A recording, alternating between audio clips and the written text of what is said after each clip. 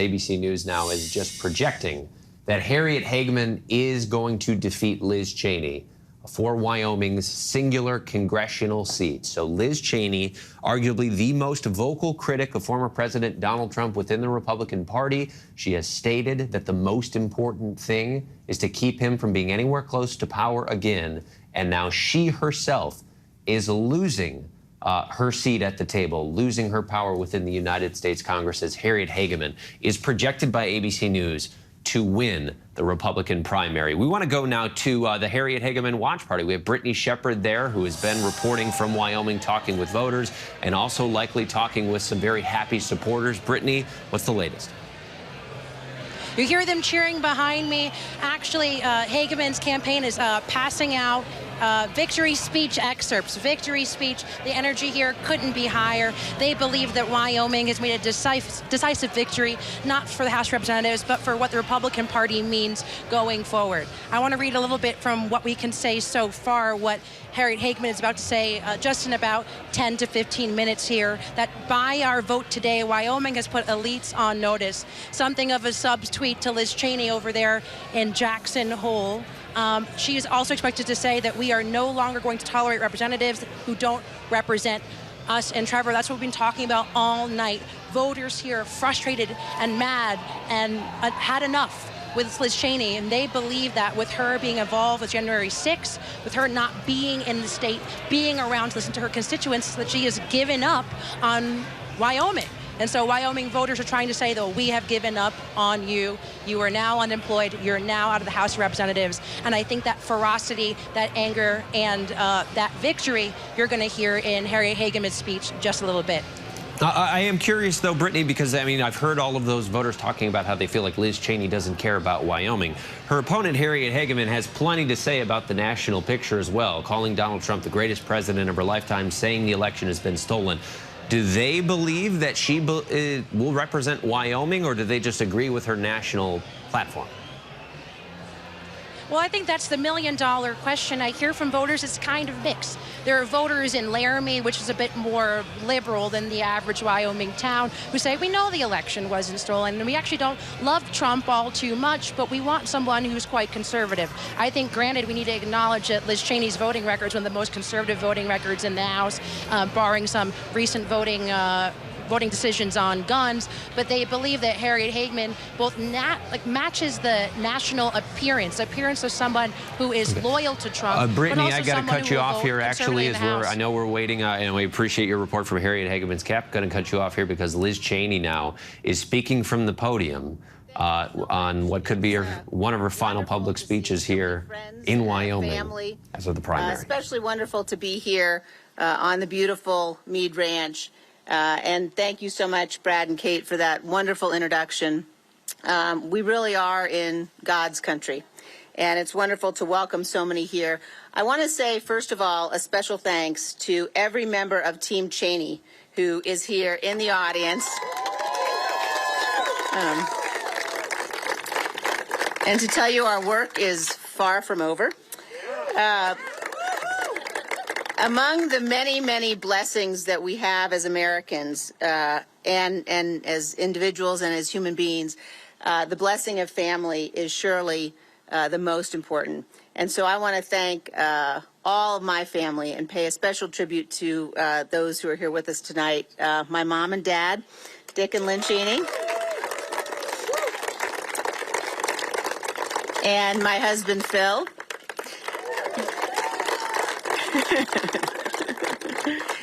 And 4 of our 5 kids are here. Katie and Gracie and Philip and Richard are all here tonight. And Elizabeth is starting law school today, so we'll have another generation carrying on dedication to the Constitution and to our freedom. A little over a year ago, I received a note from a Gold Star father. He said to me, standing up for truth honors all who gave all. And I have thought of his words every single day since then. I've thought of them because they are a reminder of how we must all conduct ourselves. We must conduct ourselves in a way that is worthy of the men and women who wear the uniform of this nation. and in particular of those who have given the ultimate sacrifice. This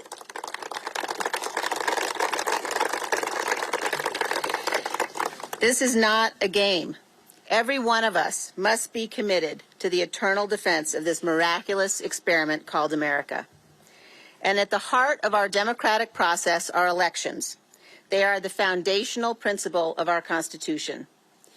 2 years ago, I won this primary with 73% of the vote. I could easily have done the same again. The path was clear. But it would have required that I go along with President Trump's lie about the 2020 election. It would have required that I enable his ongoing efforts to unravel our democratic system and attack the foundations of our republic. That was a path I could not and would not take.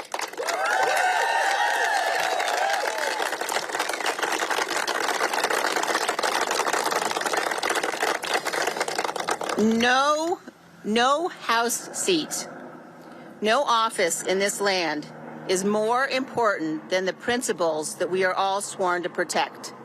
And I well understood the potential political consequences of abiding by my duty. Our republic relies upon the goodwill of all candidates for office to accept honorably the outcome of elections. And tonight, Harriet Hageman has received the most votes in this primary. She won.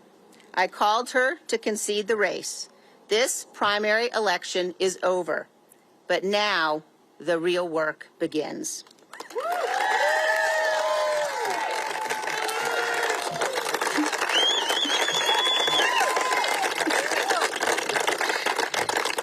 The great and original champion of our party, Abraham Lincoln, was defeated in elections for the Senate and the House before he won the most important election of all. Lincoln ultimately prevailed, he saved our Union, and he defined our obligation as Americans for all of history. Speaking at Gettysburg of the great task remaining before us, Lincoln said that we here highly resolve that these dead shall not have died in vain, that this nation, under God, shall have a new birth of freedom, and that government of the people, by the people, and for the people shall not perish from this earth. As we meet here tonight, that remains our greatest and most important task. Most of world history is a story of violent conflict, of servitude and suffering. Most people in most places have not lived in freedom. Our American freedom is a providential departure from history. We are the exception. We have been given the gift of freedom by God and our founding fathers. It has been said that the long arc of history bends toward justice and freedom. That's true, but only if we make it bend.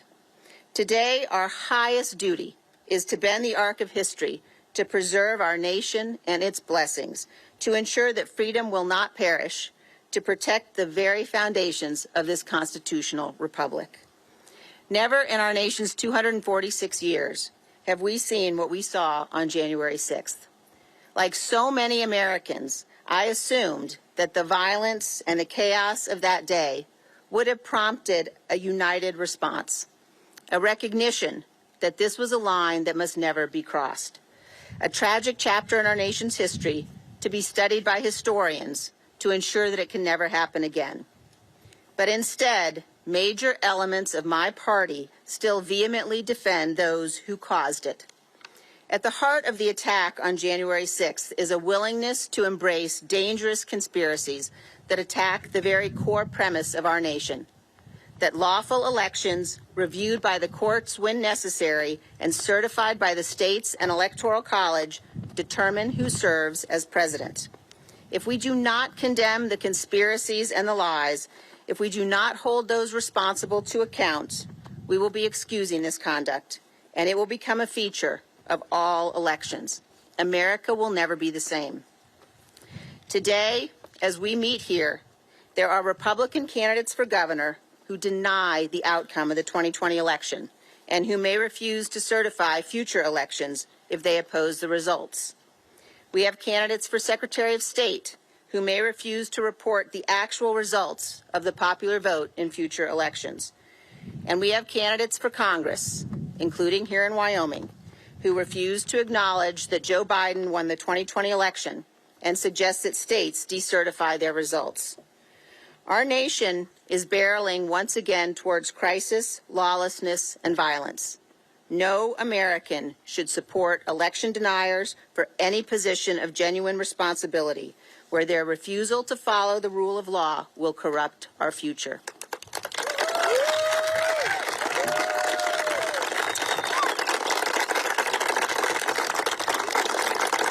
Our nation is young in the history of mankind, and yet we're the oldest democracy in the world. Our survival is not guaranteed. History has shown us over and over again how poisonous lies destroy free nations. Over the last several months, in the January 6th hearings, the American people have watched dozens of Republicans, including the most senior officials working for President Trump in the White House, the Justice Department, and on his campaign, people who served President Trump loyally, testify that they all told him the election was not stolen or rigged and there was no massive fraud. That's why President Trump and others invent excuses, pretexts for people not to watch the hearings at all. But no citizen of this republic is a bystander. All of us have an obligation to understand what actually happened. We cannot abandon the truth and remain a free nation. To believe Donald Trump's election lies, you must believe that dozens of federal and state courts who ruled against him, including many judges he appointed, were all corrupted and biased, that all manner of crazy conspiracy theories stole our election from us, and that Donald Trump actually remains president today. As of last week, you must also believe that 30 career FBI agents who have spent their lives working to serve our country abandoned their honor and their oaths and went to Mar-a-Lago not to perform a lawful search or address a national security threat, but instead with a secret plan to plant fake incriminating documents in the boxes they seized. This is yet another insidious lie.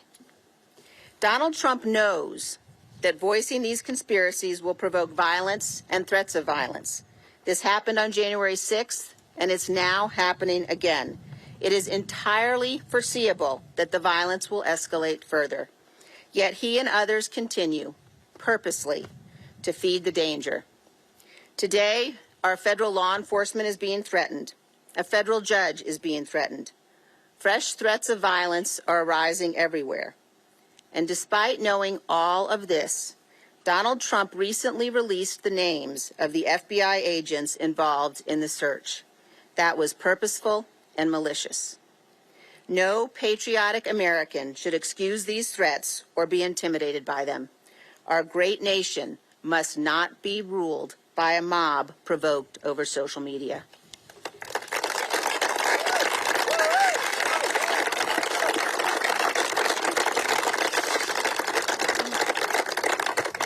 Our duty as citizens of this republic is not only to defend the freedom that's been handed down to us.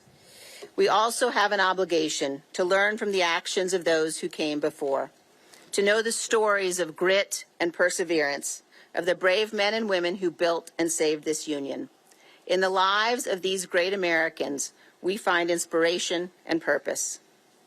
In May of 1864, after years of war and a string of reluctant Union generals, Ulysses S. Grant met General Lee's forces at the Battle of the Wilderness.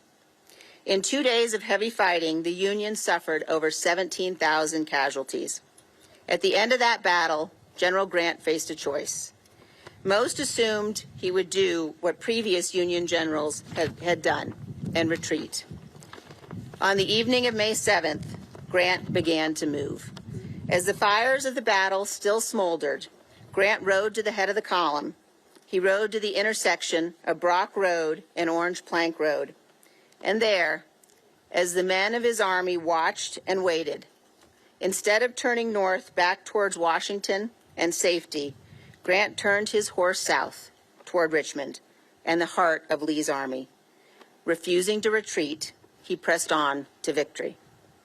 Lincoln and Grant and all who fought in our nation's tragic Civil War, including my own great-great-grandfathers, saved our Union. Their courage saved freedom. And if we listen closely, they are speaking to us down the generations. We must not idly squander what so many have fought and died for. America has meant so much to so many because we are the best hope of freedom on earth.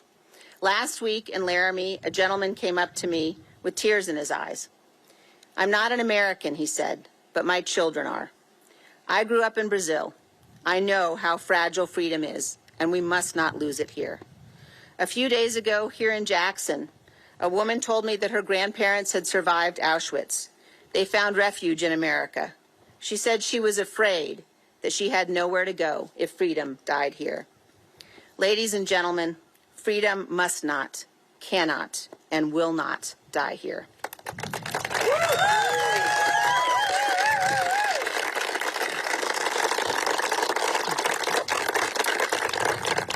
We must be very clear-eyed about the threat we face and about what is required to defeat it.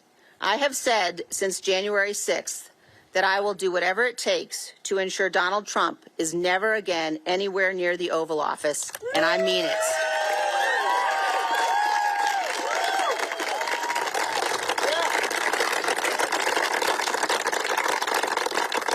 This is a fight for all of us together.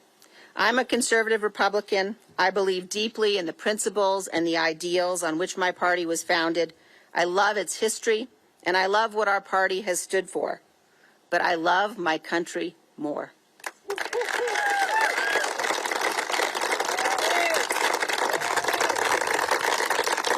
So I ask you tonight to join me. As we leave here, let us resolve that we will stand together, Republicans, Democrats, and Independents, against those who would destroy our republic. They are angry and they are determined, but they have not seen anything like the power of Americans united in defense of our Constitution and committed to the cause of freedom. There is no greater power on this earth, and with God's help, we will prevail.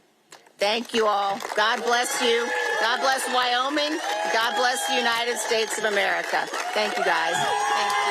That is Congresswoman Liz Cheney giving what could be described as a very rare defeat speech, adamantly defiant and saying, now the real work begins. We heard her once again going after former President Trump, accusing him of even further wrongdoing, saying that he knows that when he spreads conspiracy theories, that he knows it will provoke violence and it will provoke threats of violence. Talking much larger about the threat about election deniers all across the country and how it might put freedom in jeopardy, saying that there are candidates for governor within her own party who may threaten not to sign election results, saying there are candidates for Secretary of State who may threaten to never release election results that they don't like, saying outright that no American should support election deniers for any position of responsibility, and that freedom must not, cannot, and will not die here. Hi, everyone. George Stephanopoulos here. Thanks for checking out the ABC News YouTube channel. If you'd like to get more videos, show highlights, and watch live event coverage, click on the right over here to subscribe to our channel. And don't forget to download the ABC News app for breaking news alerts. Thanks for watching.